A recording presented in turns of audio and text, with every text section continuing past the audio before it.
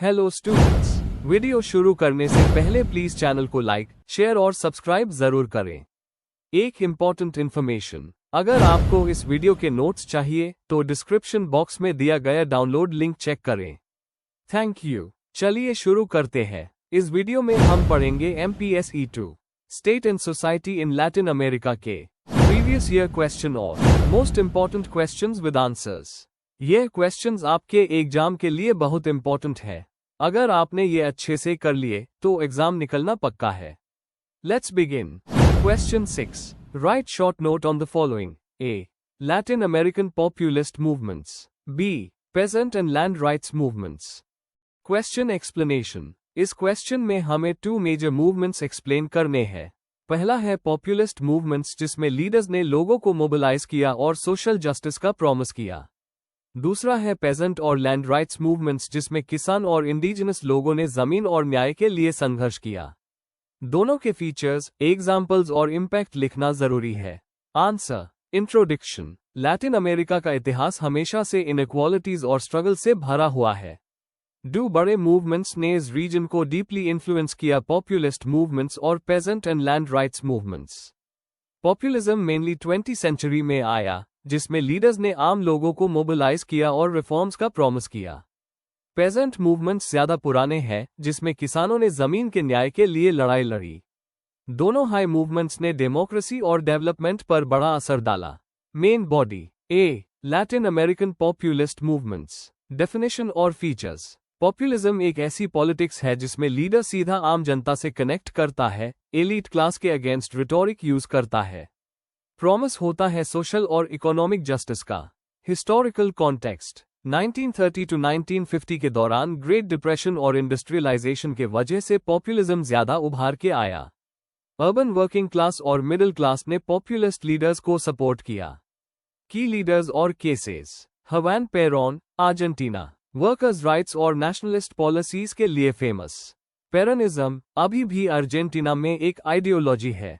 गेटलियो Vargas, Brazil, father of the poor के नाम से मशहूर, उन्होंने लेबर रिफॉर्म्स दिए। कार्डेनस, मेक्सिको, और मॉडर्न पॉपुलिस्ट्स जैसे हुगो चावेज, वेनेजुएला भी एग्जाम्पल्स है। Impact of populism. Social welfare और लेबर राइट्स का एक्सपेंशन हुआ, लेकिन इंस्टीट्यूशंस वीक हुए और डेमोक्रेसी फ्रैजाइल बन गई। B. Peasant and land rights movements.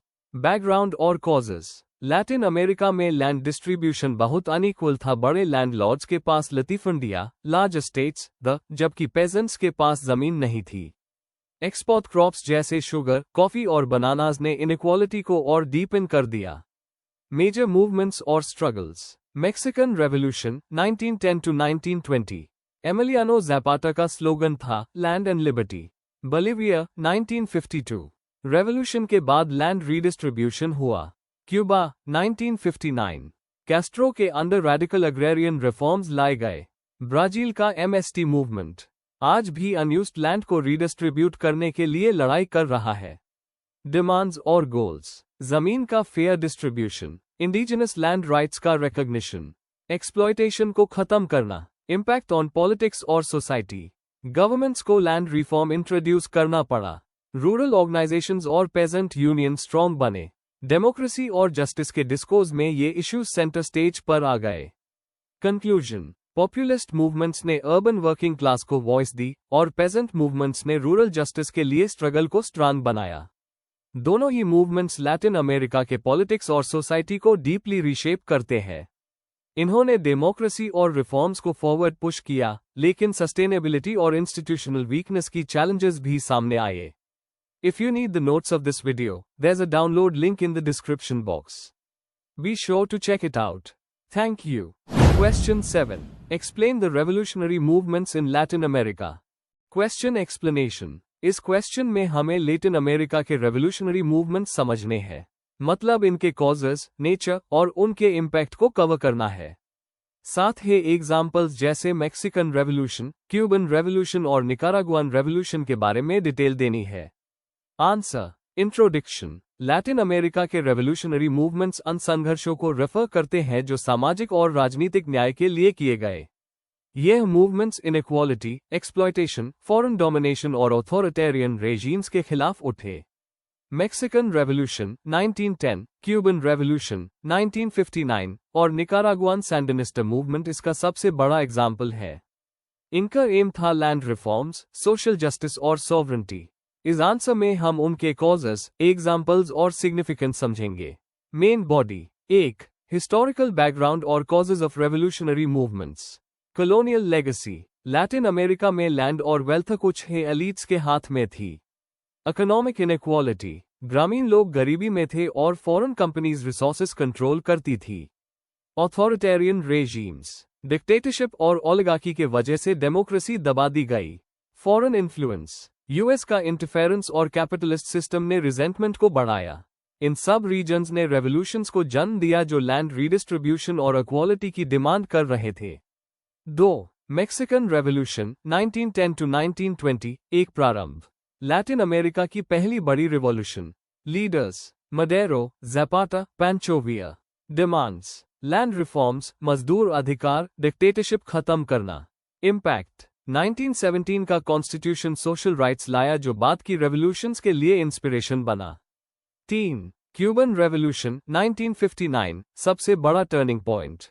Context: Cuba corruption, inequality और यूएस डोमिनेशन से परेशान था।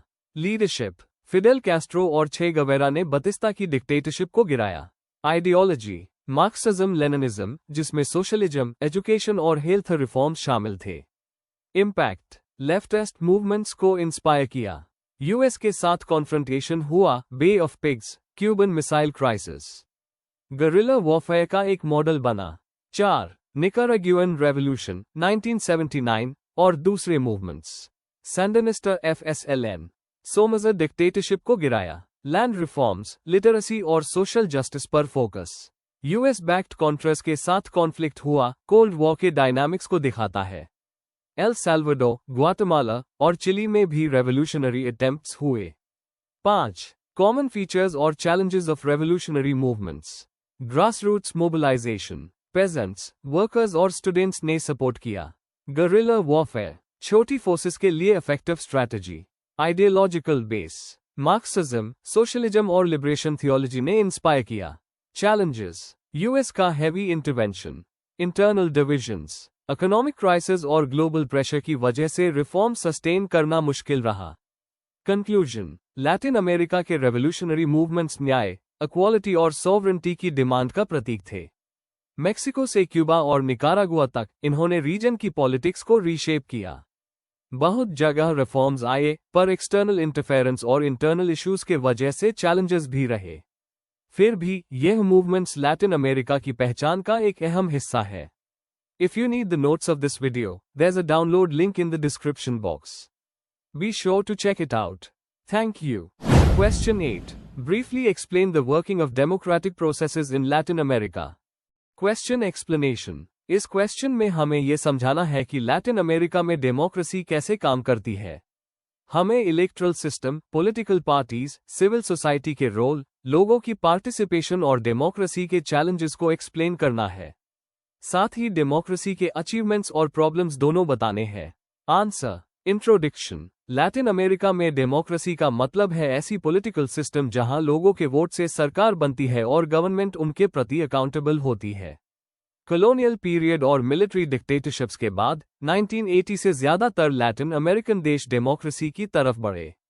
इस प्रोसेस में elections, political parties, civil society और रूल ऑफ लॉ को बहुत इंपॉर्टेंस दी गई। लेकिन करप्शन, इनइक्वालिटी और वीक इंस्टीट्यूशंस अभी भी चैलेंज है। Main body. 1. Evolution of democracy in Latin America. 20वीं सेंचुरी में काफी देश मिलिट्री डिक्टेटरशिप के अंडर द। ब्राजील, चिली, अर्जेंटीना इसका एग्जाम्पल है। 1980 के बाद एक डेमोक्रेटाइजेशन वेव आई जहां ऑथोरिटेरियन रेजीम्स को रिप्लेस करके इलेक्टेड गवर्नमेंट्स बनी। न्यू कॉन्स्टिट्यूशंस और फ्री इलेक्शंस के जरिए लोगों के राइट्स को सिक्योर किया गया। 2. Electoral processes and institutions. Elections democracy का बैकबोन है। इंडिपेंडेंट इलेक्शन बॉडीज बनाए गए जो फ्री और फेयर इलेक्शंस कंडक्ट करें। एग्जाम्पल: ब्राजील ने इलेक्ट्रॉनिक वोटिंग सिस्टम इंट्रोड्यूस किया ताकि फ्रॉड कम हो। मेक्सिको ने अपनी इलेक्टोरल कमीशन को स्ट्रेंथन किया। लेकिन प्रॉब्लम्स जैसे वोट बाइंग, क्लाइंटलिज्म और कैंपेन फाइनेंसिंग इश्यूज अभी भी इलेक्शंस को वीक बनाते हैं। 3. Role of political parties in representation.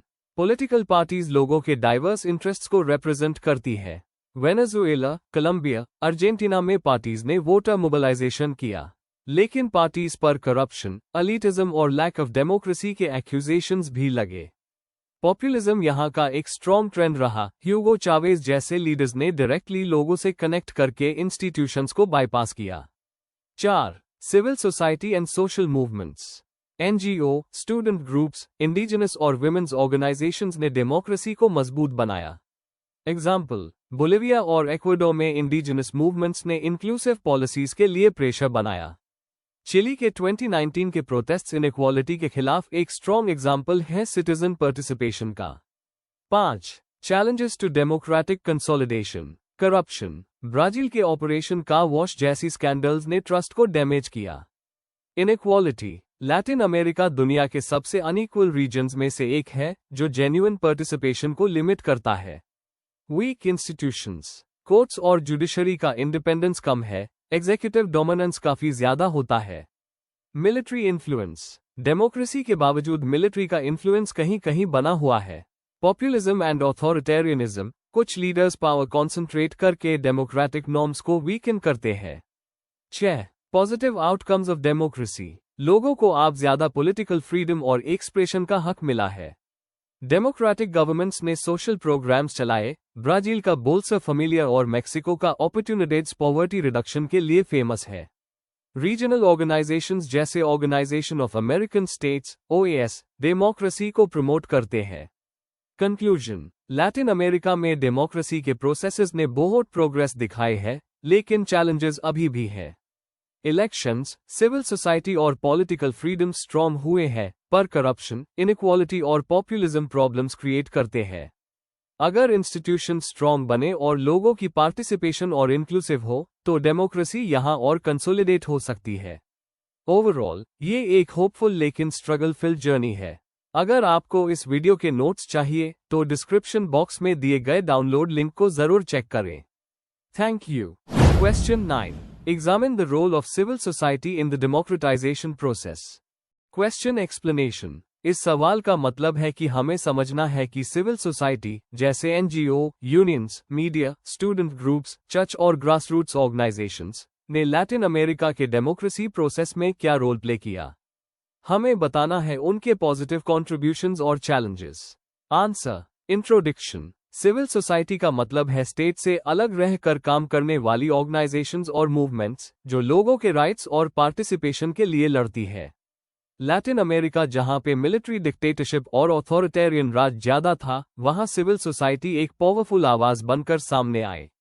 ये मूवमेंट्स ने सिर्फ डेमोक्रेसी की डिमांड नहीं की, बल्कि ह्यूमन राइट्स, सोशल जस्टिस और इक्वालिटी के लिए भी काम किया। Main body. 1. लैटिन अमेरिका में सिविल सोसाइटी का कॉन्सेप्ट। सिविल सोसाइटी में unions, peasant groups, student unions, NGO, feminist और इंडिजिनस मूवमेंट्स शामिल होते हैं। ये एक ऐसी जगह है जो सरकार और आम जनता के बीच मीडिएटर का रोल प्ले करती है। लैटिन अमेरिका में सिविल सोसाइटी ने मार्जिनलाइज्ड ग्रुप्स की आवाज उठाई और ऑथोरिटेरियन रेजीम्स के खिलाफ खड़ी रही। 2. ऑथोरिटेरियन रेजीम्स के खिलाफ रोल। 1960 to 1980 के बीच अर्जेंटीना, चिली, ब्राजील जैसे देशों में मिलिट्री डिक्टेटरशिप्स थी। Mothers of Plaza de Mayo ने अर्जेंटीना में अपने गायब हुए बच्चों के लिए आवाज उठाए। चिली में ह्यूमन राइट्स ऑर्गेनाइजेशंस ने पिनोशे रेजीम के एट्रोसिटीज को रिकॉर्ड किया और दुनिया भर से सपोर्ट लिया। ट्रेड यूनियंस और स्टूडेंट मूवमेंट्स ने प्रोटेस्ट्स और स्ट्राइक्स करके डेमोक्रेसी की डिमांड को जिंदा रखा। 3. डेमोक्रेटिक ट्रांजिशन में रोल। सिविल सोसाइटी ने ऑथोरिटेरियन रूलर्स और ऑपोजिशन के बीच नेगोशिएशंस में इंपॉर्टेंट रोल प्ले किया। ब्राजील का डायटोस मूवमेंट ने डायरेक्ट इलेक्शंस की डिमांड करके डेमोक्रेसी के प्रोसेस को आगे बढ़ाया।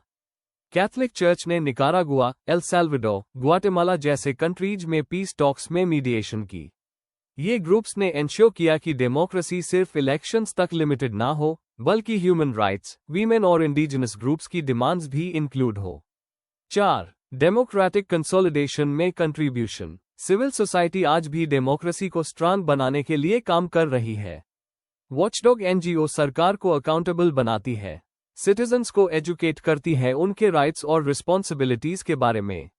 लोकल कम्युनिटीज के थ्रू पार्टिसिपेटरी गवर्नेंस प्रमोट करती है। बोलिविया और एक्वाडोर में इंडिजिनस मूवमेंट्स ने कॉन्स्टिट्यूशन में रिकॉग्निशन पाया। मेक्सिको में अलियांजा सिविका जैसे ऑर्गेनाइजेशंस ने इलेक्शंस को फेयर बनाने में रोल प्ले किया। 5. चैलेंजेस और limitations. Fragmentation. Civil society groups कभी कभी डिवाइडेड होते हैं। को-ऑप्टेशन। पॉलिटिकल पार्टीज इन्हें अपने अंडर ले लेते हैं। Funding problem. एनजीओ ज्यादातर फॉरेन फंडिंग पर डिपेंडेंट होते हैं। एक्सक्लूजन। रूरल पुअर, वीमेन और एफ्रो डिसेंडेंट्स अभी भी लिमिटेड पार्टिसिपेशन फेस करते हैं। इन चैलेंजेस के बावजूद सिविल सोसाइटी डेमोक्रेसी को अलाइव रखती है।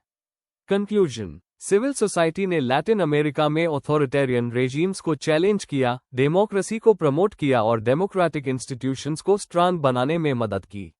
हाँ, कुछ चैलेंजेस हैं, पर इसका रोल अभी भी सेंट्रल है। डेमोक्रेसी की हेल्थ और सक्सेस सिविल सोसाइटी के स्ट्रेंथ पर डिपेंड करती है।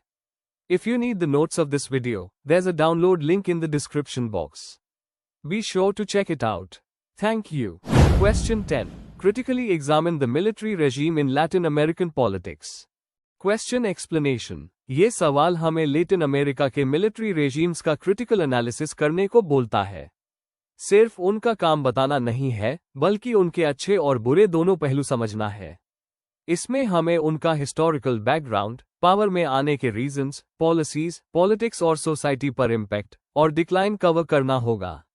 आंसर। इंट्रोडक्शन। लैटिन अमेरिका की पॉलिटिक्स में मिलिट्री रेजीम्स ने 20वीं सेंचुरी में बहुत बड़ा रोल प्ले किया।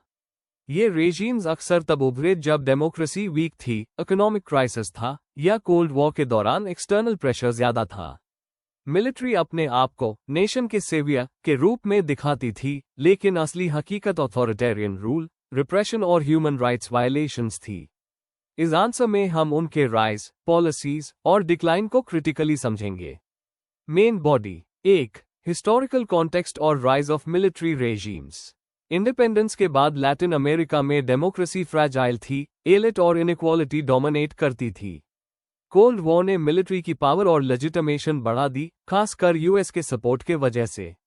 Examples. Brazil 1964-85, chilli Pinochet 1973-90, Argentina 1976-83, Uruguay 1973-85। 2. Justifications और nature of military rule. Ideology. Military rulers ने बोला कि वो करप्शन और कम्युनिज्म के खिलाफ देश को बचा रहे हैं। Authoritarian rule. Constitution suspend, parties ban, censorship impose की गई। National security doctrine. हर डिसेंट को इंटरनल एनिमी बनाया गया। एग्जाम्पल। अर्जेंटीना की डर्टी वॉर में हजारों लोग गायब हो गए। 3. पॉलिटिकल और इकोनॉमिक पॉलिसीज। रिप्रेशन। ऑपोजिशन को टॉर्चर, डिसअपीयरेंसेस और इंटिमिडेशन से दबाया गया। Economic policies. कुछ रेजीम्स ने आईएमएफ के साथ न्यूलिबरल रिफॉर्म्स किए, पिनोशे का चिली। कुछ ने पहले प्रोटेक्शनिज्म किया, बाद में फ्री मार्केट अडॉप्ट किया। इम्पैक्ट। इकोनॉमिक रिफॉर्म्स ने कभी मॉडर्नाइजेशन की, लेकिन इनइक्वालिटी और अनएम्प्लॉयमेंट बढ़ा दी। 4. क्रिटिसिज्म और decline of military regimes. Human rights abuses. NGO और एक्टिविस्ट्स ने मिलिट्री के क्राइम्स एक्सपोज किए। Economic failures. 1980 के डेट क्राइसिस ने मिलिट्री रूल को वीक कर दिया। Social resistance. वर्कर्स, स्टूडेंट्स और ह्यूमन राइट्स ग्रुप्स ने प्रोटेस्ट किया। Transition to democracy. 1980-90 में मोस्ट कंट्रीज ने सिविलियन रूल अडॉप्ट किया। ट्रूथ कमीशंस ने ह्यूमन राइट्स अब्यूसेस इन्वेस्टिगेट किए। कंक्लूजन। मिलिट्री रेजीम्स ने लैटिन अमेरिका को ऑर्डर और मॉडर्नाइजेशन का वादा किया था, लेकिन असली में उन्होंने डेमोक्रेसी और ह्यूमन राइट्स को वीकन किया। इकोनॉमिक फेलियर्स और रिप्रेशन की वजह से उनकी लेजिटिमेसी खत्म हो गई। आज भी उनकी लेगेसी सिविल मिलिट्री रिलेशंस और डेमोक्रेसी की डिबेट्स में दिखाई देती है। Before we end, please like, share and subscribe the channel for more such study materials and one important information अगर आपको नोट्स चाहिए, तो डिस्क्रिप्शन बॉक्स में डाउनलोड लिंक दिया हुआ है। जरूर चेक करें। Thank you.